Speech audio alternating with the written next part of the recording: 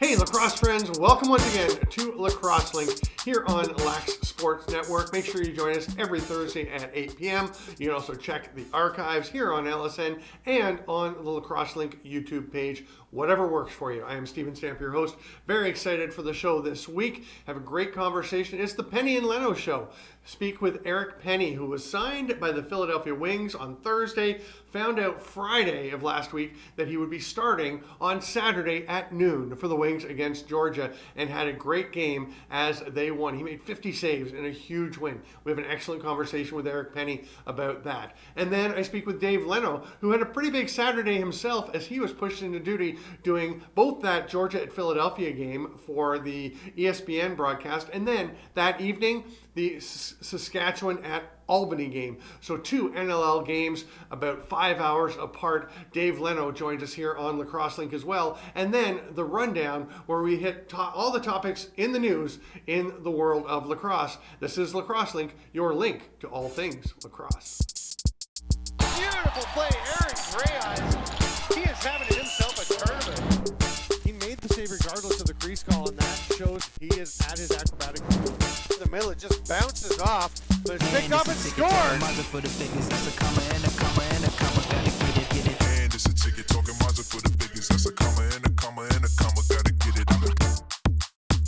Joining me on Lacrosse Link from the Philadelphia Wings, goaltender Eric Penney. Welcome to the show. Yeah, thanks for having me, guys. It's a little bit different this week because you can't do video where you are right now. So we've got some pictures up. We're doing it over the phone. But great to have you on. And first of all, I just want to say congratulations, because I don't know if people realize how unusual it is for a guy to sign with the team on Thursday, start on Saturday at noon, and get a win and play as well as you did, making 50 saves and an .820 save percentage. I really thought it was one of the best performances of the weekend by anyone. So congratulations, and you must have been pretty excited about the whole thing. Yeah, it's nice to kind of get that opportunity again to get back out on the floor after such a long break, and just feel some rubber and, like you said, fly out there on Friday morning and then get there and practice Friday night, and then find out Higgy's out with COVID protocol and find out you're getting the start. It's a little bit nerve-wracking a bit, but no, it was fun getting back into the game. What was the process? Because you were listed on the transactions for Thursday, so that's the official date you were added to the team. But when did they contact you? When exactly did you get there? And did you get to practice? Because I'm wondering, with the game at noon on Saturday, a very unusual time, the normal Friday night practice, Saturday morning shoot around, Saturday night game, that schedule would not be the same. What was the whole process? So yeah, just before the new year there, Paul Day had reached out to me and kind of mentioned that what they were interested in. The contract came through and everything was approved by the league. And then obviously living on the West Coast, it was a bit of a travel day for myself. So I was leaving my house here at 3:30 in the morning from Coquitlam, BC, and not getting to Philadelphia until about 7:30, 8 o'clock, or 7:30 at night. And then we have a practice starting at 8:30, so it was a quick turnaround, a bit of a long day, but getting out and then getting the shots. I got to meet a lot of the guys on the team that night and just kind of prepare for the game. When did you find out you were starting? Actually, I heard in the group. So when I landed, we met up with a couple other guys who were flying in from Ontario, and I guess there's a group chat. And Nolan Clayton actually had mentioned to me that Higgins had COVID. So, and me not being on an American team and traveling to the States a lot, so I didn't have my phone plan set up for American call or text.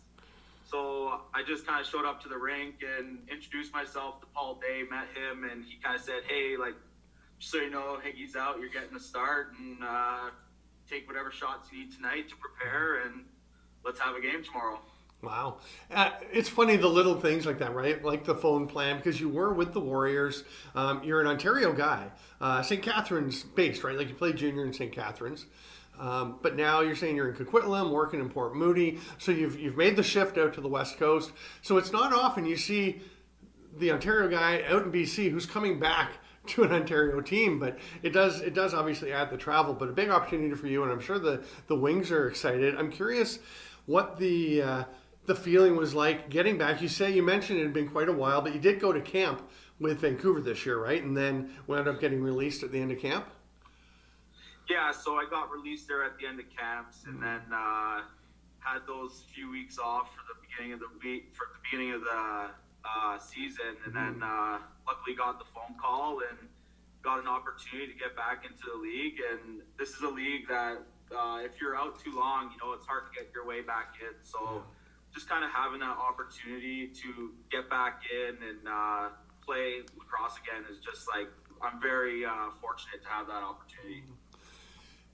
You mentioned, you met a lot of the guys when you got to practice. I went through the roster and I was trying to think if there was anybody you would have played with. And have you played with anybody on the Wings before this past weekend? Yeah, so I played with Corey Smalls. He was in Vancouver with us for a couple of years there.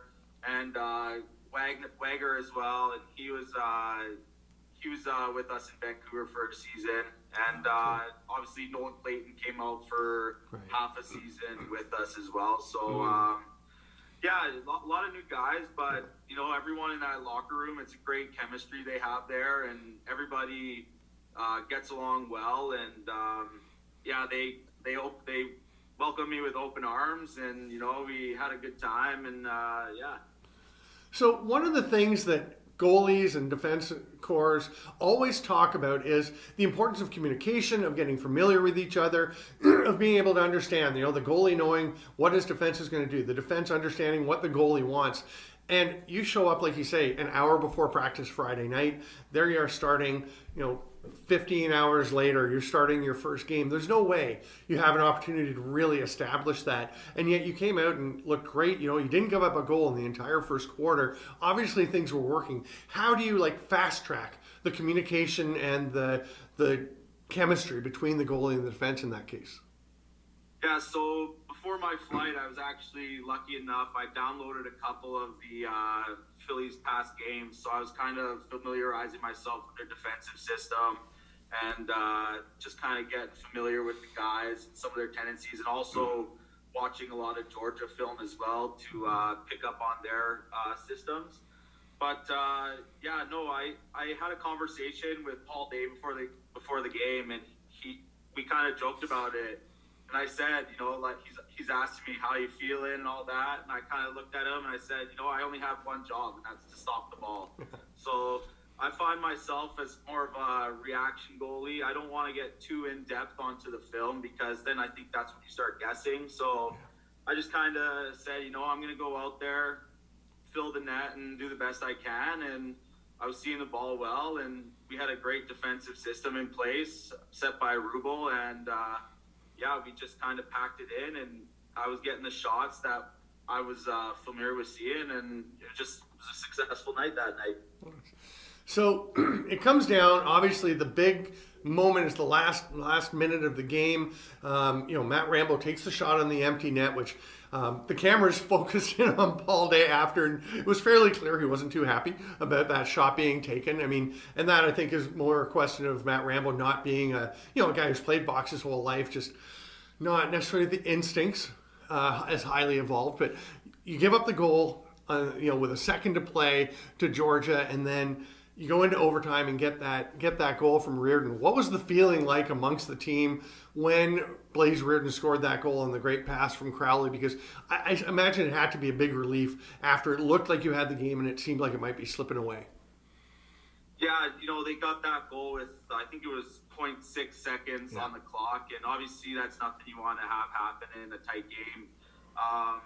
But I don't think I've ran any faster in my lacrosse career than getting down to celebrate with the team there.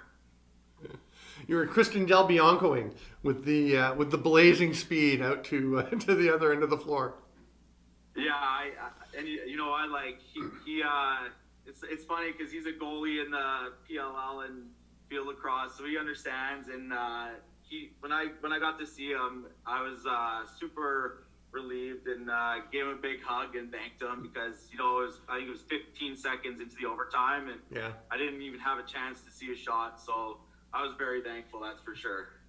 Well, it was a great story. Really wanted to get you on this week because I just thought it was such a cool story of coming in and having a fast track and everything going so well for you and the team. So I appreciate you making the time to come on, and really looking forward to seeing how things go with, I think, a very interesting Philadelphia Wings team as the season goes on. Yeah, no, thanks for having me. It's going to be a fun season, that's for sure.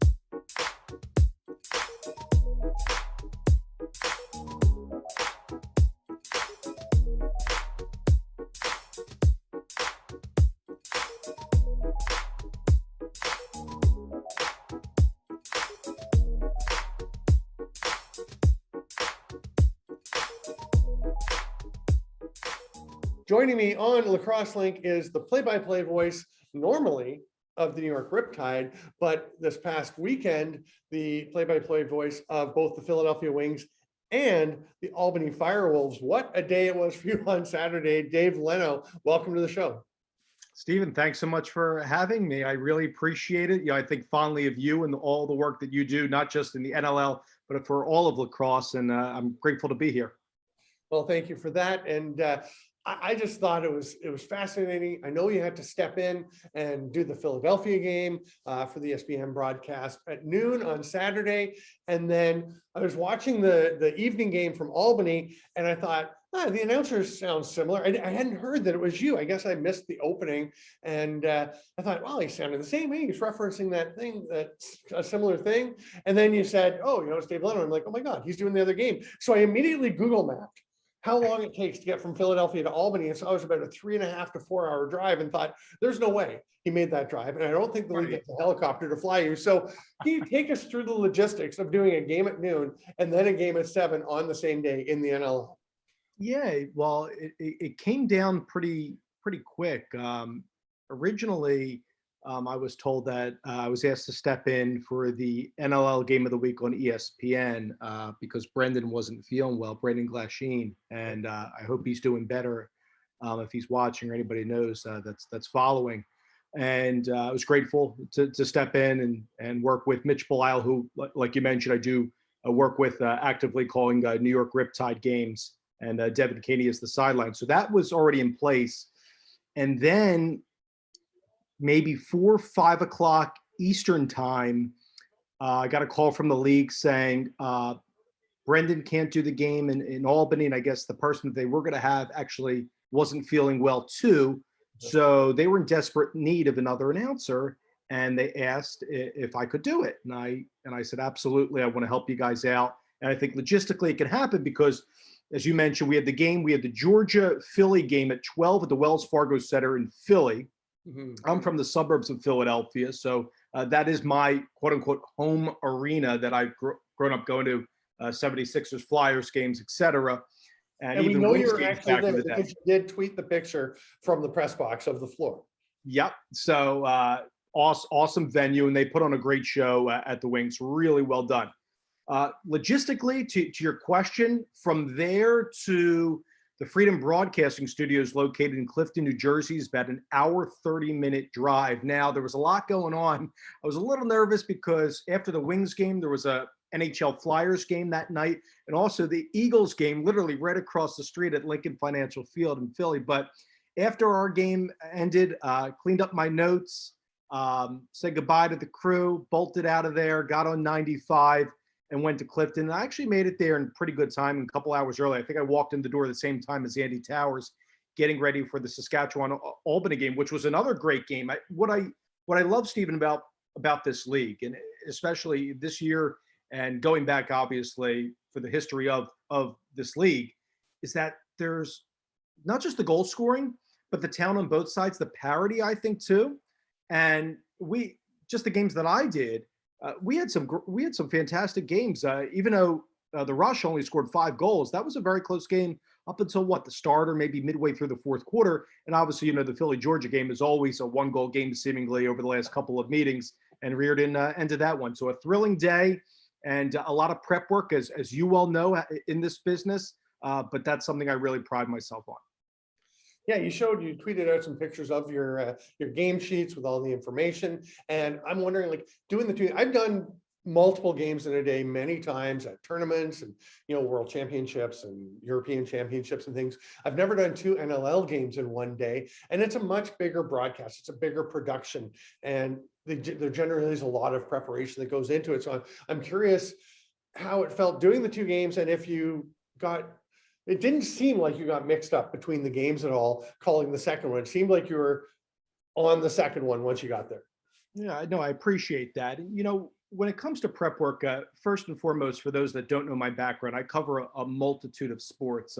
In Philadelphia, I'm also a Major League Soccer broadcaster outside the NLL season for the Philadelphia Union. So at the Union, I do a pregame, halftime, and postgame hosting on our local TV in Philly.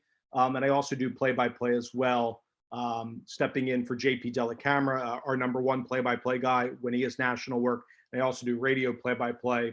And then I also do a bunch of tennis, college basketball, college football with ESPN for a number of years. And you can mix in other sports there. I can go down the list. So going into the assignment or the task at hand where, hey, Dave, you're going to call 2 NLL games, 2 different times, 2 different locations, 2 different states, obviously side by side with one another. It wasn't nerve-wracking, and I'll tell you why, Stephen, because I've been in the shoes before, maybe not so much with NLL broadcasts, but with other sports. For example, just quickly, I've done a bunch of USA field hockey games for a number of years. The women's international field hockey team would train in Lancaster, Pennsylvania, which is like an hour and 30 minutes from Philly. And they've hosted like Pan Am Cups, international competitions like you have. I've called double headers, triple headers, back to back to back with even teams outside the United States. Like you could have Australia against New Zealand, you could have Chile against Argentina, and you can't mix those games up, right? As a professional, you do this, I do it. So, you stick to the game, you laser focus on your storylines. And obviously my goal as a play-by-play guy is to let the game come to me, but also let the analyst shine. It's not about me. I feel like I'm a small part in the play. Yes, I'm following player identification and using the information I have in front of me when appropriate. Mm-hmm. But the main thing is, like in the first broadcast, for Mitch to shine, take those replays, explain the why and the how. And the same thing for Andy Towers in that Albany, Saskatchewan broadcast later on. 2 different broadcasts, which I can get to in a little more detail. But I've also done I just came off World Team Tennis, where I was doing 1 match into the next in Indian Wells, California, beautiful site, for 3 weeks there. And at the US Open, I'm on the air maybe for, could be 5 hours worth of doing several different matches, bouncing around different courts on the grounds of the USTA Billie Jean King National Tennis Center. So thankfully, Stephen, that when tasked to do 2-3 games, regardless of the sport, because I have the reps and the experience, I felt very comfortable doing it. And obviously, being involved with the National Lacrosse League through the New York Riptide, and obviously seeing the other teams, I also felt comfortable too, and watching your great work as well. Oh, thank you. And we're already getting low on time because it is a quick interview here, but I know it can be very challenging. I still remember at the World Field Lacrosse Championships in Israel in 2018, calling a game on Field 4, finishing, and turning around and seeing the game on Field 5, which was from the same booth. You literally just turn around, seeing it getting ready to start, and the announcers weren't there. They had thought it was starting a half hour later. So I had to message them, and there's basically no service. So I had to try to WhatsApp them and say, hey, get over here and start calling a game with 2 teams I had never seen play before, and just pick up the guide, the tournament guide, and just start calling it. So that's like the worst case scenario of knowing nothing about it. So at least you had some time to prepare, but it's always a challenge when you do have to go from one to the other. And one thing I find is it's always such a high from an NLL game that it can take a while to come down. And then you're going right back up for another game. How'd you manage the adrenaline of doing a couple of games? I was so fired up, and I'm a guy that my broadcasting style, I love to get into it. I love to match the players' intensity and the coaches out there on the floor translating to the broadcast booth. I think that's one of the foundation of my work since I started the career.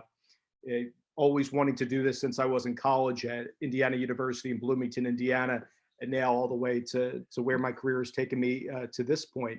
And I think it's very imperative for us broadcasters that we need to have that energy, that focus to very important detail to call a game, get the names right, get player identification correct, get the correct terminology as well in the air. Now, when I think this is very important for people to understand.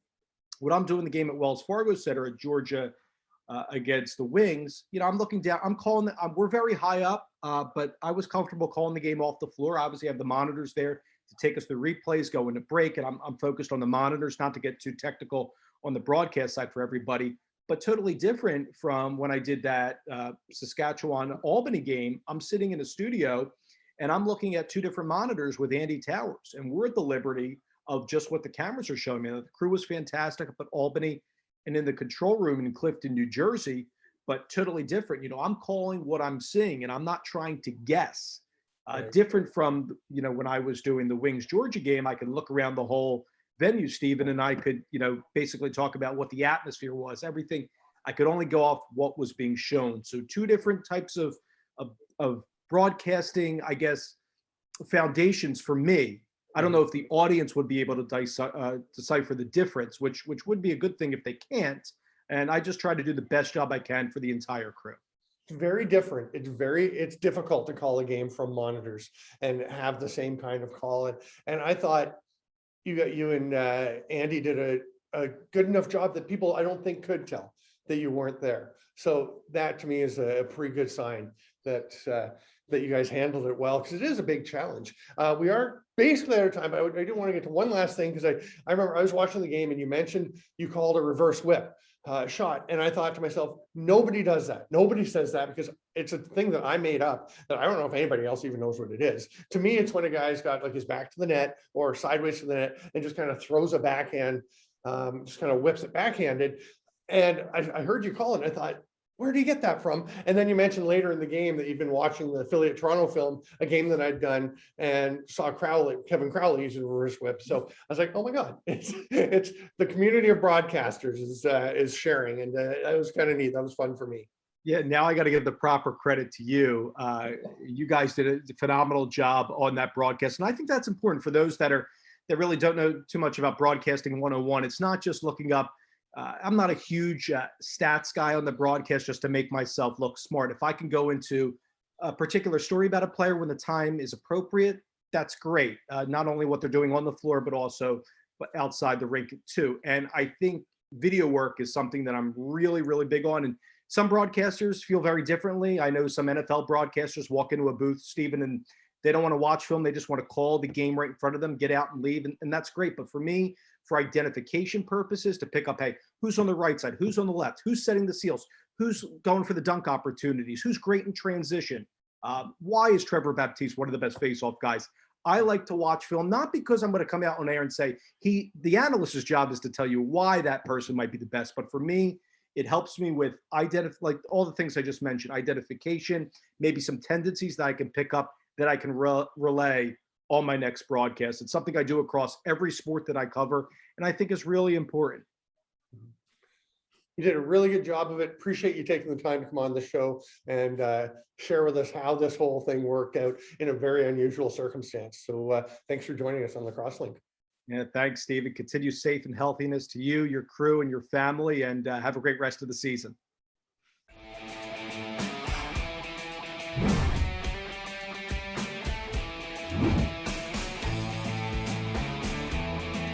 Hi, this is Jaden with Al Anderson Source for Sports. Excited to tell you that we got all our new lacrosse product in for this upcoming season. Whether you're playing box or field, our lacrosse experts are going to make sure we get you into the right equipment to elevate your game. At Al Anderson Source for Sports, we know our stuff. Okay, great interviews with Dave Leno and Eric Penney, the Penney and Leno show here on Lacrosse Link this week. I'm Steven Stamp, your host. It's been great having you along, but don't go anywhere just yet. We still have our rundown covering all the news, or some of the news topics that are big in the sport this week, and one of the biggest in the sport was the announcement that the 2023 World Field Lacrosse Championship will be held in San Diego, California. All the buzz had been that the Worlds would be in Los Angeles, with the Olympics going to LA in 2028, and lacrosse obviously trying to get into the Olympics, and lots of progress being made in that direction. But San Diego, just down the coast from LA, and it was announced this week they'll be there, so pretty big news. And I think a lot of people excited to think about going to San Diego next summer, the summer of 2023, June 21st to July 1st will be the time that those are taking place in San Diego. So there'll be a few trips to the beach while people are not playing their games at the World Championship. Although there's not a lot of spare time for teams at the Worlds. You play a lot of games. Qualifiers will be happening later this year and next spring for the 30 teams that will make that tournament. Some have already qualified based on the last World Championship in Israel, but some still have to qualify because this will be the first Worlds where the number of teams is capped. There were about 50 teams at the last Worlds. It got a little unwieldy. Now teams will have to qualify to get their way through. In the National Lacrosse League, lots of stuff going on over the weekend. One of the very cool things that happened was through NLL Unites, the initiative to have all the teams wear Every Child Matters shirts for warm-up. It was really cool. A donation being made for every shirt that is sold that fans buy or anybody buys. You can go to the shop, to fanatics.com or the NLL shop, and you can buy the shirts, the same shirts that the players wore in the games. A donation made to the Gord Downey and Shawnee Wenjack Fund in Canada, or the Native American Board School Healing Coalition in the United States for every shirt that is bought. And it's great to keep raising awareness, keep the conversation going, because the discoveries were made last year. If they keep happening, this is a conversation that needs to not go away. We have to keep talking, keep raising awareness, keep making a difference. Career goal leaders, the list is changing in the National Lacrosse League. Dane Doby had a 5-goal night to pass his offensive coordinator in San Diego, Josh Sanderson, move into 8th place. We're going to put up a chart that shows the number 4 through 10. The top 3, I think everyone knows, are Tavares, Grant, and Gate. Nobody's touching them anytime soon, but we have a few guys. We have actually 4 active players who are in the top 10. They're all moving up. You can see how closely everyone is bunched. Doby actually passing Sean Evans this year. Evans will be having his chance as the Nighthawks get rolling in. And Ryan Benesh had a couple of goals on the weekend to stay ahead of Doby. But lots of movement in that list, and there's going to be more. Mark Steinhouse's position at 6 is definitely in jeopardy of dropping a few spots this season. There's some really great news for women's lacrosse, women's box lacrosse in particular. Within a couple of days of each other in the past week, the Women's Arena Lacrosse League West Division announced they were ready to roll. They got their first games going last weekend. So they added that. They had lots of interest when they floated the idea, and they've got several teams starting out playing on weekends at the Langley Events Center Fieldhouse. Great facility, and the women's game really taking off.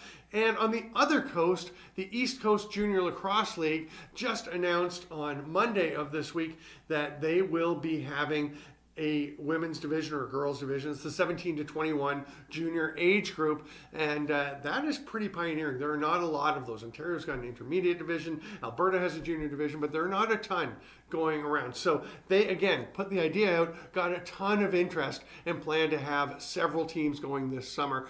So go check them out at the ECJLL's website. And if you want to have a team, if you're out there, they are looking for people to run teams to give all the women who want to play a chance to get out on the floor. Of course, huge strides in the women's game, with World Lacrosse recently announcing that they will be running a Women's World Championship starting in conjunction or connected to the next World Men's Box Championship. So that the details of that not announced yet, but huge strides again for the women's game. Really great to see. In the Fantasy League for Lacrosse Link, Big movement as Team Shanker, run by Chris Lysenko. If you didn't see his story of tragedy to triumph, two-parter over the last couple episodes, please do go and watch those here. It is a great story of our own Chris Lysenko. And now he is leading. He's got the Lacrosse Link bump, and he has taken the lead in the fantasy standings. He's at 443.5 points. We have to check any updates on that. I'm sitting at 407.75, so a little ways behind. In my defense, I've had a bunch of players who did not play, who had games postponed for COVID reasons and things. I feel like I've had more players not play, so I'm coming for you, Shanker. Don't get comfortable at the top. You can go check out all the standings, check it all out at lacrosselink.com and go to the Fantasy League. And in third place, Team Troops, Randy Troback with 277 points. What are you doing, man?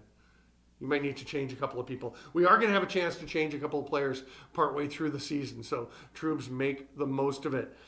And finally, we're going to wrap up with Tanner Thompson's first goal in the National Lacrosse League. I just thought it was a really cool little moment, an example of a coach being aware in game of situations and really supporting his players. The Albany Firewolves signed Tanner Thompson. He played the other night when they played against Saskatchewan. They had the game in hand, were well ahead when Saskatchewan took an illegal substitution penalty in the final minute of play. That, of course, means a penalty shot, and Glenn Clark, the head coach and GM, sent Tanner Thompson out to take it. You wouldn't necessarily think of Thompson to be the guy on a team that has Ryan Benesh now, that has Andrew Q, that has Joe Rezzaterrits, some really dangerous players. Tanner Thompson, though, had not yet had a chance. He's just breaking into the league. He didn't have a goal in the league, gets the penalty shot, scores on it, his first goal. I just thought it was a great touch by a coach and GM, really thinking about a way to give his player a boost. I just thought it was pretty neat, and you can see it's a pretty nice little penalty shot that Tanner Thompson took. That is it for this week. Again, thanks to Dave Leno, thanks to Eric Penney, and thanks to you, lacrosse friends, for being here on the Lacrosse Link, your link to all things lacrosse.